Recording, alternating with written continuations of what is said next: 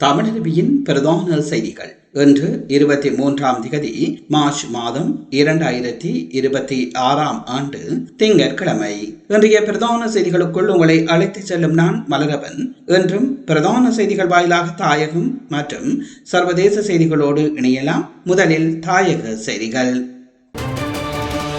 அரசாங்கம் தனது தோல்விகளையும் முறைகேடுகளையும் மறைப்பதற்காக பழைய பொய்களை கூறி எதிர்க்கட்சியினர் மீது பழி சுமத்துவதாக ஸ்ரீலங்கா பொதுஜன பெரமுனையின் தேசிய அமைப்பாளர் நாமல் ராஜபக்ச குற்றம் சாட்டியுள்ளார். இது குறித்து நடைபெற்ற ஊடகவியலாளர் சந்திப்பிலேயே அவர் இதனை தெரிவித்துள்ளார். உலக சந்தை விலையை விட ஒரு பீப்பாய்க்கு $45 மேலதிகமாக செலுத்தி எரிபொருள் கொள்வனவு செய்யப்படுகின்றது.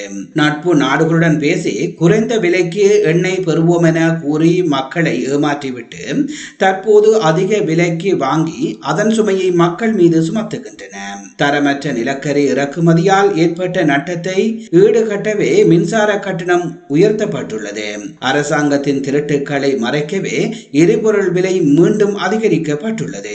காவல்துறை மற்றும் ஏனைய அரச நிறுவனங்களை அச்சுறுத்தி பழைய பொய்களை உண்மை என நிரூபிக்க அரசாங்கம் முயற்சிக்கிறது.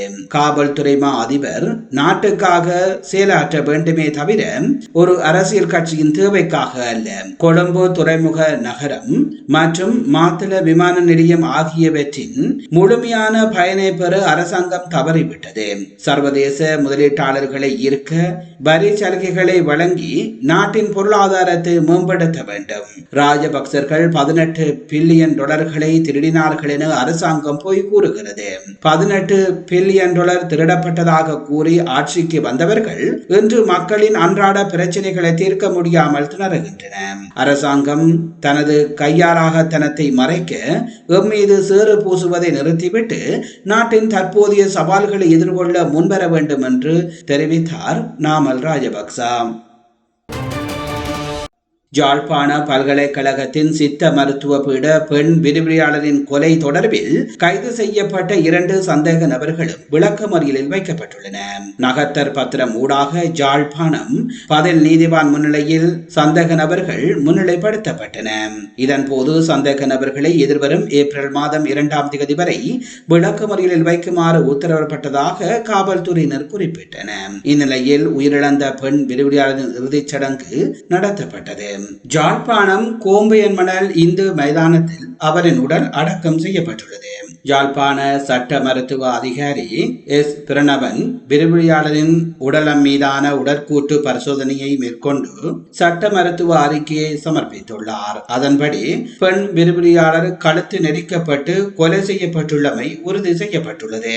விரிவுரையாளரின் உடலில் வேறு எந்த தடயங்களும் இல்லை எனவும் அறிக்கையில் உறுதி செய்யப்பட்டுள்ளதாக சட்ட மருத்துவ அதிகாரி எஸ். பிரணவன் தெரிவித்துள்ளார். முன்னதாக காணாமல் போயிருந்த சித்த மருத்துவ விரிவுரையாளர் நேற்று முன்தினம் உடலமாக மீட்கப்பட்டார். சம்பவம் தொடர்பில் மேற்கொள்ளப்பட்ட விசாரணைகளை அடுத்து விரிவுரையாளரின் 19 வயதான மகளும் மகளின் கணவருடன் கைது செய்யப்பட்டனர். குறித்த இருவரும் சம்பவத்தின் பின்னர் திருகோணமலைக்கு சென்றிருந்த நிலையில் கைது செய்யப்பட்டதாக காவல்துறையினர் குறிப்பிட்டுள்ளனர். மகளின் காதலினால் விரிவுரையாளர் கொலை செய்யப்பட்டிருக்கலாம் எனவும் அதற்கு மகளும் உதவி புரிந்திருக்கலாம் என தெரிவிக்கப்பட்டுள்ளமை இங்கே குறிப்பிடத்தக்கது.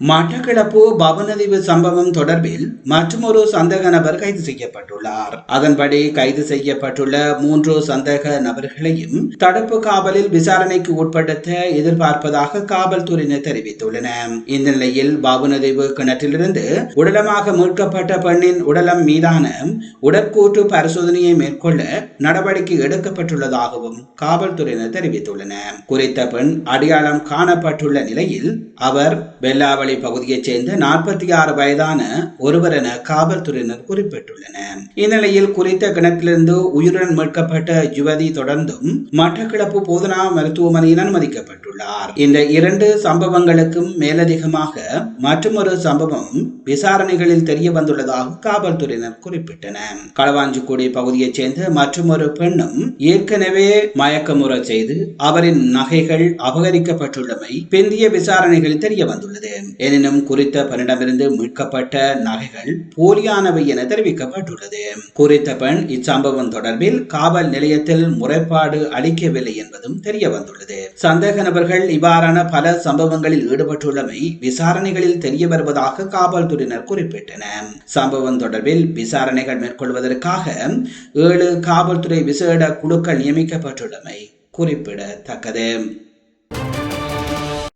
எரிபொருள் விலை அதிகரிக்கப்பட்டுள்ளமையால் சந்தையில் ஏனைய அத்தியாவசிய பொருட்கள் மற்றும் சேவைகளின் விலைகளும் சங்கிலி தொடராக அதிகரிக்கும் என ஐக்கிய மக்கள் சக்தியின் நாடாளுமன்ற உறுப்பினர் SM மரீக்கர் தெரிவித்துள்ளார். நடைபெற்ற ஊடகவியலாளர் சந்திப்பின் போது அவர் இதனை தெரிவித்துள்ளார். எரிபொருள் விலை உயர்வு சாதாரண மக்களின் வாழ்க்கையில் ஏற்படுத்த உள்ள தாக்கங்கள் குறித்து அவர் மேலும் விளக்கம் அளிக்கையில், இடைத்தரகர்களின் போக்குவரத்து செலவுகள் அதிகரிப்பதன் காரணமாக சந்தையில் அரிசியின் விலை கணிசமாக அதிகரிக்கும்.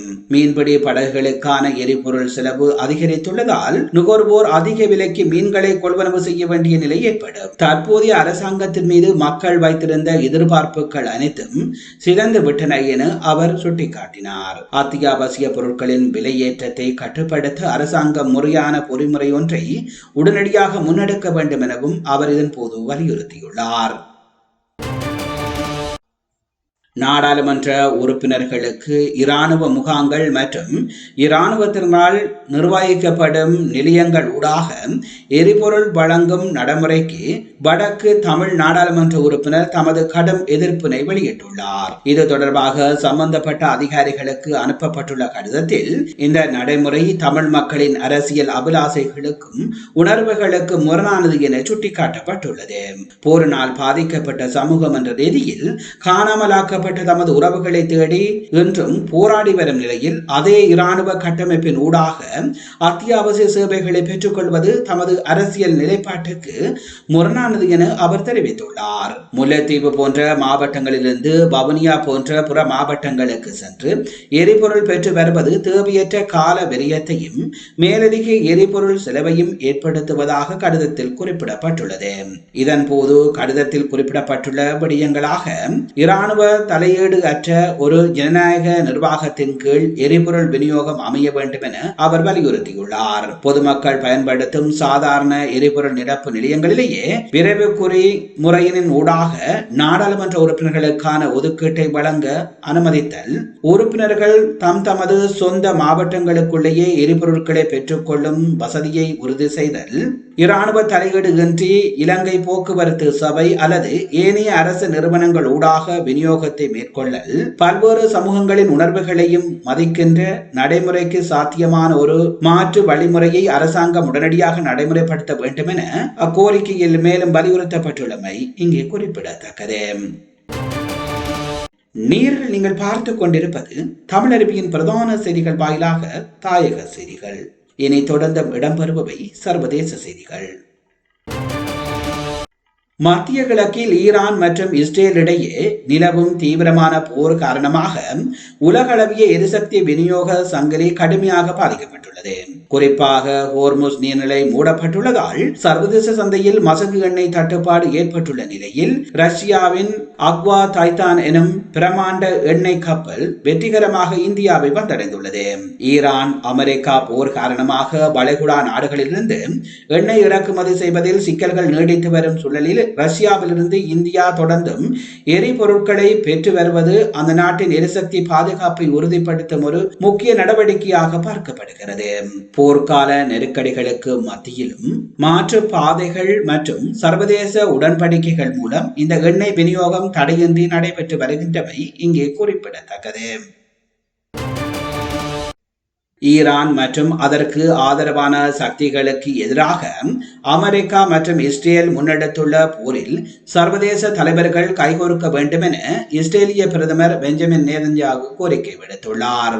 இஸ்ரேலின் தெற்கு நகரமான ஆராத் பகுதியில் இடம்பெற்ற தாக்குதல் குறித்து உரையாற்றும் போதே அவர் இதனை தெரிவித்துள்ளார். சில நாடுகள் ஏற்கனவே இந்த போரில் ஒத்துழைப்பு வழங்கி வந்துள்ளதாகவும் தெரிவித்துள்ள நேதன்யாகு ஏனைய நாடுகளும் இதில் பரந்த அளவில் ஈடுபட வேண்டும் என வலியுறுத்தியுள்ளார். ஈரான் பொதுமக்களை இலக்கு வைத்து தாக்குதல்களை நடத்துவதாகவும் ஐரோப்பாவின் உட்பகுதிகள் வரை நீண்ட தூர இலக்குகளை தாக்கும் வல்லமையை ஈரான் கொண்டுள்ளதாகவும் அவர் குற்றம் சாட்டினார். ஈரானின் செயல்பாடுகள் உலகளவிய அச்சுறுத்தலாக மாறி வருவதால் சர்வதேச சமூகம் ஒன்றிணைந்து செயல்பட வேண்டியதன் அவசியம் என அவர் சுட்டிக்காட்டியுள்ளமை இங்கே குறிப்பிடத்தக்கது.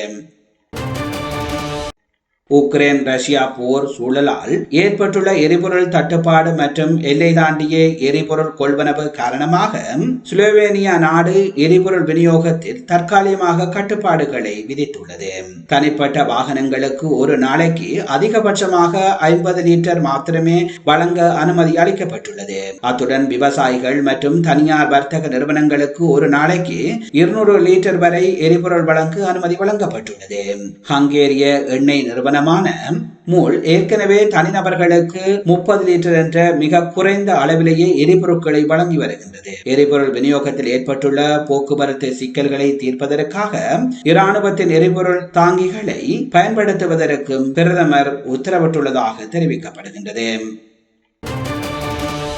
ஈரானின் மின் உற்பத்தி நிலையங்கள் மீது தாக்குதல் நடத்தப்பட்டால் அதற்கு பதிலடியாக பிராந்தியம் முழுவதிலும் உள்ள எரிசக்தி மற்றும் எண்ணெய் உட்கட்டமைப்புகள் மீது உடனடியாக தாக்குதல்கள் நடத்தப்படும் என ஈரான் நாடாளுமன்ற சபாநாயகர் எச்சரித்துள்ளார். ஈரானின் மின் நிலையங்கள் தாக்கப்பட்டால் பிராந்தியம் முழுவதிலும் உள்ள முக்கியமான எரிசக்தி மற்றும் எண்ணெய் உட்கட்டமைப்புகள் சட்டபூர்வமான இலக்குகளாக கருதப்பட்டு அவை மீள முடியாத வகையில் அளிக்கப்படும் என அவர் தனது எக்ஸ் தளத்தில் பதிவிட்டுள்ளார். இத்தகைய தாக்குதல்களால் உலக சந்தையில் எண்ணெய் விலைகள் நீண்ட காலத்திற்கு உயரும் என்றும் அவர் சுட்டிக்காட்டியுள்ளார். ஹோர்முஸ் நீர் நிலையில் கப்பல் போக்குவரத்து சுதந்திரம் 48 மணி நேரத்துக்குள் முழுமையாக மீட்கப்படாவிட்டால் ஈரானிய மின் உற்பத்தி நிலையங்கள் மீது தாக்குதல் நடத்தப்படும் என அமெரிக்க ஜனாதிபதி டொனால்ட் ட்ரம்ப் விடுத்த எச்சரிக்கையை தொடர்ந்து ஈரானின் இந்த பதில் வந்துள்ளதாக தெரிவிக்கப்படுகின்றது.